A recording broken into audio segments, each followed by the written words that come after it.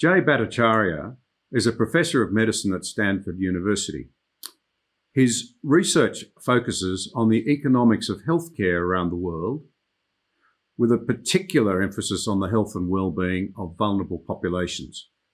He became a well-known commentator on COVID-19 when, in April this year, he showed that the virus is far less deadly than the World Health Organization initially stated.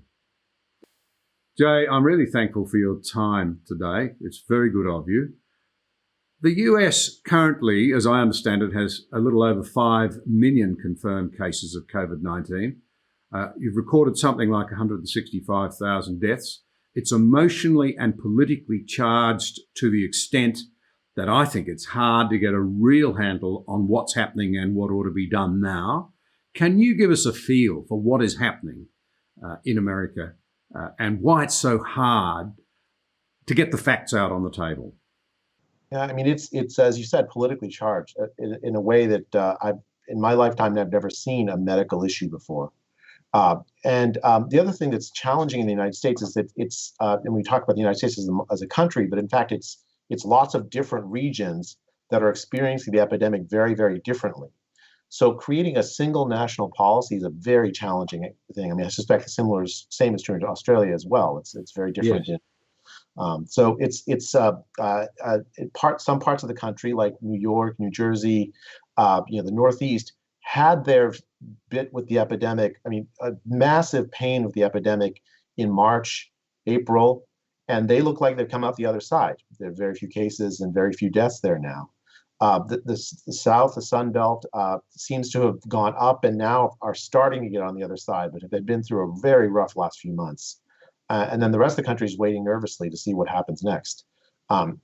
Cases have finally started to come down after the rise, but it's not one country; it's multiple regions, and I think that is politically incredibly challenging. And you've been responsible for putting some very hard numbers on the table. As I understand it, the World Health Organization initially estimated that around 3% of the people who contacted COVID-19 would die. You put very different numbers on the table, more, I think, in line of 1 or 2 per 1,000. Why has it proven so difficult to get a real handle on the mortality rate of this disease? I mean, it's a question of what's visible and what's not visible, and hard to see and have to be inferred. It's very easy to see the people that you identify as having COVID, they test positive, what fraction of them die. And the World Health Organization, that's what they were reporting, that 3.4%. The set of people in the early days who were identified as having COVID, 3.3% of those died. And that's just an undeniable fact. You look at the number, you look at the people who died, and you say, wow, this is going to be a terrible epidemic. And it has. It's proved to be a terrible epidemic, but not as terrible as a 3.4% epidemic would be.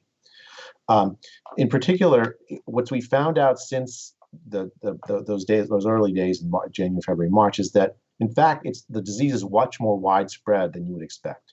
We know this from studies from around the world. There's now 50 or more studies around the world. I've sort of started to lose track of how many because they all sort of tell the same story. People spread the disease, and about half of them, somewhere on that order, don't actually get very many symptoms. They don't show up for testing because they don't think they're sick, but they have antibody evidence of having the disease. And so when antibody studies are done, in the United States, for instance, the CDC did a study, found that 10 times more cases, 10 times more people had antibody evidence than the cases. So you started 5 million. I mean, I think it's probably more on the order of 50 to 75 million have already got COVID in the United States. That sounds really alarming. I just saw a study in Pune, India, 57% or 58%, very, very, very high rate of COVID. Whereas the cases would indicate a very small fraction of that. There's an invisible epidemic going on at the same time as a visible one, and the invisible epidemic is much less severe than the visible one. That's a really important fact, which is like where all of our policies focused on the visible epidemic, yeah, and our fear is based on the statistics that comes out of the visible epidemic. But in fact, if you want the whole picture, how really deadly is it to me? You want to take into account the invisible epidemic as well. So to ask a layman's question, you said it was a terrible thing that the numbers might be much higher. couldn't it also be a good thing that it points the way to herd immunity? Is that a possibility? Is that something that might be the other side of the coin? Yeah, it certainly is a possibility. I mean, I think I mean it's in some sense uh, uh, that also is politically charged. Herd immunity means what? Herd immunity means that enough people have got the disease so that if an additional person gets it, they will infect only one other person. They won't infect two or three, and you won't get an exponential growth curve, right? But that there's a lot of controversy in the literature among scientists about what that number actually is. Is it 80% of the population? Is it 20%? I've seen credible reports on both. Um, so that not that the larger number in some sense is actually means that we're much further along the epidemic than you might expect. That is a good thing. Absolutely. It also means more people have got it, which is the bad thing, right? So it's both. And at the same time, it also means that it's less deadly than that 3.4%. It's much more on the order of would be say 2 to 3 in 1,000. And for children and for young people, it's even lower than that. In fact, for children, I mean, I was looking at the numbers for the flu. The flu kills more kids in the United States than COVID has this season. Yeah, well, the age difference is an important one I'd like to come back to in a moment with some interesting work that's been done in Australia. But firstly, just on this, how bad is it? I think back in April, you said it may be not much worse than nasty bouts of flu or flu epidemics. Broadly speaking, is that still your view? I think I've revised my view since April. It's worse than the flu. Absolutely worse than the flu. Maybe 2 to 3 times worse than the flu. I think it could be more times worse than the flu, depending on what your view of the flu is. I mean, flu itself is a nasty disease, and if we didn't have vaccines, we'd be facing this every season. So I think I don't want to underplay it by saying it's like the flu. I mean, I think the flu is a terrible disease as well. This is much worse than the flu. Absolutely. It also has different patterns. The age patterns are really important here because it doesn't spread the way the flu does. Children aren't as important to the spread of the disease as it is for the flu, and the disease is less deadly than the flu for young people, and more deadly than the flu for older people. Yeah, we keep learning more. And I know from my point of view, I was quite strongly of the view that we were overreacting earlier on. I'll admit that. But one of the things that's tempered it, and that I think in this country, the research shows that younger people are actually more worried about the disease than older people, even though they're less likely to get it. But there's another factor in there, and that is that it can permanently damage the health of victims, as I understand it. And if you're a young person, you mightn't be so much worried about dying, but you'd have a very legitimate concern about permanent damage to your body that might play out horribly over the rest of your life. That's something that I don't think I'd appreciated earlier on. I mean, I think that's true for many viral conditions. That the sequelae sometimes are bad. I mean, so for the flu, for instance, there are neurologic sequelae that are important, even heart sequelae. We're seeing some of that in COVID. The question is, how frequent is that? I think once you account for the fact that this invisible epidemic we're talking about, with so many people already got it, it's likely that's going to be a clinically important thing to think about, but it's not as common as you would think from reading the press about it. I mean, it's not. I still think it's a serious condition we should think about carefully, but we live our lives with lots of serious conditions that we think about carefully, and yet still we live our lives. I think to me, I'm a health economist, so I always think about trade-offs. And the question is, what is the trade-off here? If we shut down our lives for an extended period of time, what will we get from it? What will we lose from it? And that to me is the key policy question, right? If we think about shutting down our lives for a long period of time, well, we get unemployment, we get poverty, or especially poor people getting hurt. We get depression, we get suicides, we get long-run health effects of the lockdowns on the one side versus the avoided cases from COVID-19 on the other, right? That's the benefit. Is it worth it? Well, the question is, can we expect the lockdown to permanently address COVID? And the answer is no, right? We have not ever cured it or eliminated a disease with a lockdown. New Zealand's just discovered that. Indeed, it has. I mean, it's unfortunate, but I mean, New Zealand, of course, is in some sense in a unique place. It's an island, 5 million people. You can actually, maybe if it could work anywhere, it would work there, right? They stamped out the disease, they thought, and yet it's popped back up. I think I was seeing like 70 or 100 more cases already in just the past week. It's an incredibly infectious disease, hard to stamp out, and you can't isolate yourself from the world forever. And yes, and so you raise, I think, the really important point that there are trade-offs, and we're going to have to make informed decisions. I'm very worried in my own country at the moment. We, like the United States, are a federation. So many of the states here have imposed incredibly severe boundary restrictions, border restrictions, but the premiers and the state governments don't wear the political cost of those tough decisions, which are very popular. The Commonwealth does, because the Commonwealth's providing the financial support for people who are out of work or looking for work in these very difficult circumstances. So at vast cost to the next generation, we're keeping our economy going. But the damage is being exacerbated by the lockdowns. And this leads us back to the whole crippling Western problem, if I can put it that way, of no longer being able to have rational debates about trade-offs. And I'm wondering just how much economic and social damage we're going to do if we can't advance this debate. And yet, on the other hand, if it's not conducted rationally and sensible precautions are not taken, you get the sort of problems in areas that you've seen in America. Yeah, I mean that's what I'm really afraid of too. We have premised our policies on this, I think, false idea that somehow we can just go back to a time before the disease was here and eliminate the disease. That is not true. It's not possible. We have to accept reality and say, okay, how can we learn to live with this disease and this epidemic? And the cost of the lockdowns shouldn't be more than the cost of the disease. And it's hard because, as you pointed out, in the Australian context, and it's true everywhere, the cost of the lockdowns fall on different set of people than the people who get the disease. You're making choices between lives and lives on one side, lives on the other side. The issue is that the lockdown is going to impose costs on different people than COVID will. And it's not simply dollars. I mean, unemployment, of course, is bad, is dollars, but it's also lives, right? So suicides, actually unemployment itself and economic damage itself poses cost on health. And we know that that's long-term costs. Life expectancy goes up with rising income.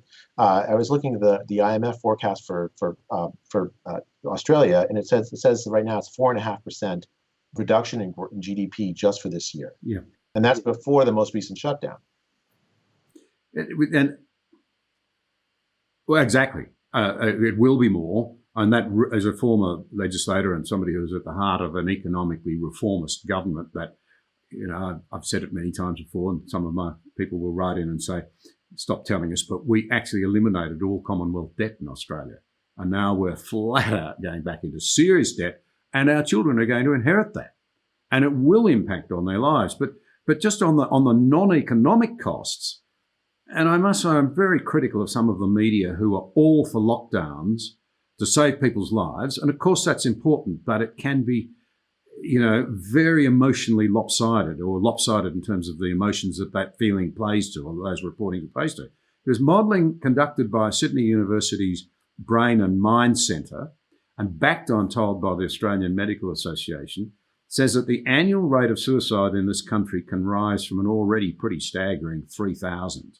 I mean, in a country like Australia, we are so fortunate. It's already 3,000 to 4,500, another 1,500. That is, suicides and youth suicides would make up half that increase.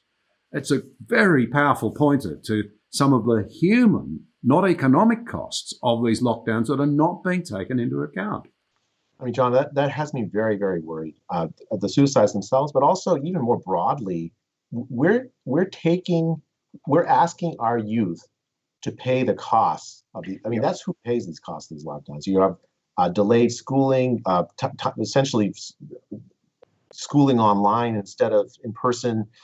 We have, young people are meant to be in company with one another. We're not meant to be alone. It's extremely costly from a social development point of view to have that, and it's those young people that are paying those costs. I mean, it's fine for me. I can sit in my nice office and talk with Zoom and keep doing my job. That's fine. But it's also poor people that are paying the cost. The people who can't afford to do what I'm doing. I think that the unequal distribution of this is absolutely devastating. It's poor people and young people that are paying the cost of the lockdown, and not they're not the ones that are benefiting because they are experience the damage of COVID at a much lower rate. So that is the poor people, the young people. And that, this leads into another concern I have about what's happening in the West with our atomization, the fracturing of our society, where, if you were from Mars, you'd say we all seem to be at war with one another, gender lines, race divisions, and what have you. But now we're heating up an intergenerational battle as well. And I think that is really troubling. The blunt reality is that even when this is over and we've found some accommodation and returned to some degree of normality, assuming we do, the debt hangover will fall unbelievably on the shoulders of young people. And I find that deeply disturbing. They will be very resentful. Many older people will not only be probably insulated, but in following on the pattern since the great financial crisis, their assets seem to go up in value. They become wealthier, and younger people are locked out of the opportunity to advance their housing interests and their lives. So I just don't think enough account is being taken of these things. I agree with you, John. I mean, I think in the United States, I think we're at $27 trillion in debt and counting. And there's a debate over how big the next stimulus package is going to be. Where does that money come from? Partly it'll come from me. I'm 50. I'll have to pay for it for some time. It's going to come from my kids. It's going to come from the younger generation who will have that debt hanging over them for the rest of their lives. Is it worth it? I mean, that's the thing. It's like we almost haven't asked that question. We've just said, okay, we have this COVID disaster. Let's pay any cost whatsoever to get out of it. Yeah. But it's not, as you said, it's not just economic cost, the social cost and even the cost to lives, as the Sydney University study suggests, may be far higher than the actual disease imposes on us, and it's not being reported. People are not having this information put before them. So I hope as many people as possible listen to this and ask the sort of questions that arise out of it. Yeah, I think it's if you want to make rational policy, you need to have projections, right? So it's inevitable, and we've seen our fill of disease projections. I mean, they're everyone is talking about what will the track of COVID look like if we lock down, if we don't lock down. What do these epidemiologic models say? And it's completely reasonable. One ought to have them, but at the same time, side by side, when you're making a decision about a policy, you want to look at both the benefits and the costs. We should have projections about the lives that'll be the cost of these lockdowns. The cost in lives of these lockdowns. What health costs will there be? What mental health costs? What suicide rates? What unemployment? How many people will lose their jobs and thus not develop experience so they can their human capital so they can constructively engage with the labor market later. And we know all that kills as well, right? It's not simply costless. I lose money and I go on with my life. If you cut down schooling, less well-educated populace will be less healthy 10 years from now. So I think and you can say, look, these are uncertain. That's true. They're uncertain. That's why we have models to try to address that uncertainty as best we can. And the disease models themselves are uncertain. They haven't done a very good job either in tracking the disease, as you probably know, in projecting the disease. So it's uncertainty on both sides. It's not an excuse not to consider both all the costs and the benefits together when you're making decisions about policy. Do you feel we can do better? How do we do better at engaging people in a real debate about the trade-offs and the need to make more rational decisions?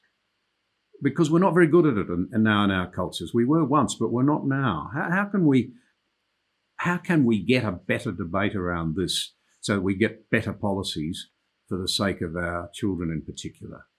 John, I think part of it is we have to address our fear first and foremost. I mean, I think that more than anything else has driven the division over COVID policy. This abject fear of what the disease is. It's a deadly disease. One should be concerned, but should one put aside one's rational faculties just because of that fear? It makes no sense. Let's look and see, okay, how deadly is it? Let's actually consider all the costs and all the benefits.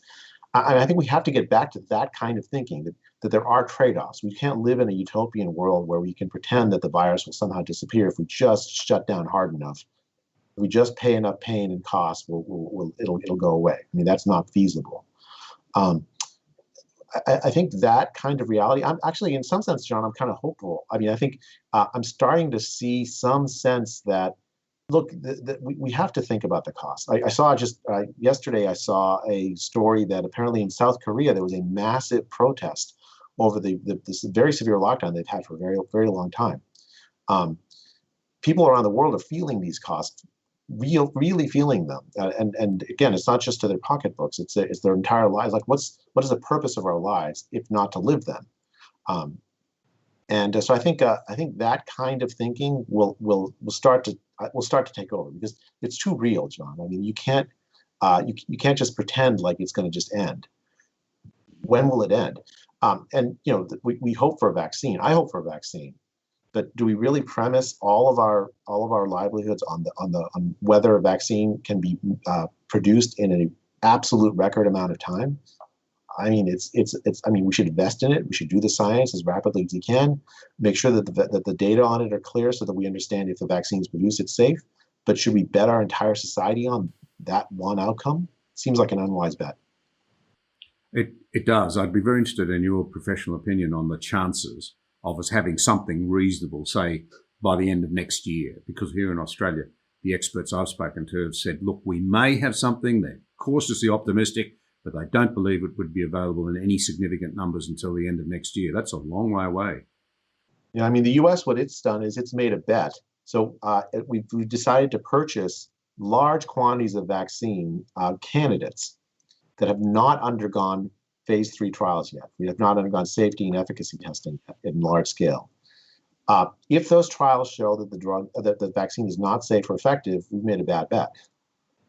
If they show that they are effective or safe, well, then now we'll have a large number of doses to deploy very, very quickly. The thing about vaccine trials is you have to have sufficient numbers of people, because you're employing them at scale. The entire population, you expect to have the vaccine, right? Any drug that you give to the entire population, you're going to see some funny side effects here, some interactions there. You want a sufficiently large database of having tested it to tell the population honestly that, yeah, it's safe for you, no matter who you are. Will we have enough experience with the vaccines to convince enough of the population to take it safely in time? Even if we have enough doses, that's the thing I'm wondering about. And I don't know. I mean, I'm more optimistic. I have to admit, I'm more optimistic than I was in April. But I mean, I have to say, I don't want to bet our entire society on that. I think that's a bad bet. Which countries do you think have managed it better than others? I'm very conscious that we are very obsessed with what's happening in our own countries in the West, and particularly in this country, massive coverage, often driven by the political distaste, without elaborating the point, for the current president. You know, there's this Trump delusion or syndrome that just people lose their rationality. So he's seen to have mishandled COVID. So there's massive sort of talk about how how America's handled it. But putting that aside, in your view, who has handled it perhaps wisely and in a way that might be seen to have been more effective in retrospect? I mean, you have to ask them that question in the long run. We're not in the long run as yet. Yeah. I'll tell you the metric that I look for to see whether a country is handling it well. And it's actually a very simple number. We know with certainty who the vulnerable are. It's older people, especially older people living in nursing homes and other environments where they're closed in. Countries that have handled it well have managed to protect those populations. And countries that haven't managed it well, that you've seen, or states that haven't managed it well, that population has suffered severely. That's particularly the case in New York, as I understand it. to take a part of one country. It's true in New York, but it's true around the United States. I think we have not handled it as well as we might. And there's some states that have done better than others, admittedly, but we have not have not protected our nursing home population as well as we might have. I think Sweden, for instance, sometimes held up as a successful example. I think in the early days of the epidemic, they actually saw some spread in nursing homes that potentially might have been avoidable. They corrected course, I think, afterwards. So I think in the long run, when you're judging whether a country has done well, I think that's because you have to judge based on what information you have at the time. We knew that the elderly were vulnerable in March. We saw that in the Chinese data, particularly vulnerable, and we knew that the disease spreads in tightly closed environments. And the policy in March was, let's protect our hospitals, because we were looking at Italy and thinking, oh my gosh, the hospitals are overrun there. I think the United States did a fantastic job protecting our hospitals, to the point where hospitals were empty for months, so many of them going near bankruptcy. And we forgot about the nursing homes in those months. So I think there's both, there's successes and failures. It's a question relative to what you know at the time. In retrospect, that's where I'm going to judge it on, is how well did we actually take advantage of the information we had. And the key piece of information is who's vulnerable. I think in many ways, most countries, many countries, I think Australia's done well thus far. The question is, how will it do going forward? If you look at I was looking at the statistics on Australia, it is skewed toward the older population where the deaths are. The number of deaths, but you all are not in the long run. You are in the intermediate run. And so the question is, how well will you protect? We'll learn the lessons from the world around you to protect the nursing homes, and then impose fewer costs on everyone else who aren't really at high risk from this disease. Right. So that's the other thing I'll look at. So you were looking at talking about suicides before. I'm going to look at those numbers. I want to know how many mental health problems did we cause as a result of the lockdowns? How tight did the tight lockdowns affect the poor differentially? Did their kids not did the gap between poor and rich in educational outcomes expand as a result of the lockdowns? I want to look at those kind of numbers. Those are numbers also we know. So those are scientific facts we knew in March. We knew that long before March. So I think it's hard to do an assessment on the fly, and obviously, as you said, people's minds are distorted by the political races that are happening in front of them. Really, if you want to do a clean assessment at the end of the day, it's what do we know? How well did we act on the information we know now? Or knew then. I think one of the great problems is that people are being lulled into a sense that governments can solve these problems and they'll be judged on how well they do, regardless of how much money they borrow or indeed effectively print. And there's an assumption, particularly amongst many young people who have become disillusioned with democratic capitalism, that this sort of control is good. You've just got to get the control settings right. I'm not certain that we're not seriously damaging our understanding of personal freedom and personal responsibility, which may be very damaging politically in the long term, even to the extent that people think, well, that debt doesn't matter, you just print more money. It's not true. It doesn't happen. Money that's not backed by real wealth in the end, and the real creation of wealth, is false money. And when confidence in it is lost, as we know, the results can be disastrous. History tells us that. We are on, I think, a very, very dangerous precipice with all of this. We need to be very careful indeed. And I think what I'm getting at is I just wonder whether we've got the collective willpower now to sit down properly and analyse all of this calmly, learn the lessons and sober up, rather than lurch into even more silly political decisions further down the road. And I don't want to buy into the US election. I'd love to in other contexts, but I'm not going to ask you to do that. But you can see an awful lot of emotion and an awful lot of feeling. And if I can say so as somebody just looking in from the outside, not a lot of highly thought through rational discussion. It bodes very ill for future policy, in my view. Yeah, John, I share your concern. I think democratic capitalism has yielded enormous benefits obviously for the developed world, but also for the developing world. I mean, I Yeah. think a statistic of 1 billion people lifted out of poverty in the last 10, 20 years around the world. And I think our understanding of the importance of that has shrunk in ways that has astonished me. And you said something really interesting. I think is really right. We have this sense that somehow we're in a position that we have this knowledge. The government has this knowledge. You can just do the calculations, you run the model, and you figure out how to make the economy go, how to make COVID go away. We can just solve it. If one thing that comes out of this COVID crisis, I hope, is that we lose that faith. The world is a complicated place. And the reason why democratic capitalism works is because it lets the distributed knowledge of billions of people have their say. If you try to centralize all the decisions in one place, you're gonna make mistakes. And we've learned that lesson the hard way over and over again. I hope we don't have to learn it the hard way again. Maybe, I'm tend to be optimistic by nature, so I'm hopeful that people will come out of this crisis and say, yeah, these computer models really didn't do a very good job for us. And I agree with you about the debt. I agree with you about the problems we're basically imposing on younger populations that they'll face for generations to come. The borrowing is beyond my experience. I mean, I would have thought that we would have paid a price already. But now, $3 trillion or $4 trillion later in only a few months, I mean, I don't see how a price can't be paid. There's always trade-offs. Yeah. Well, to go back to your opening remarks, and to quote a former US president, the only thing we have to fear is fear itself.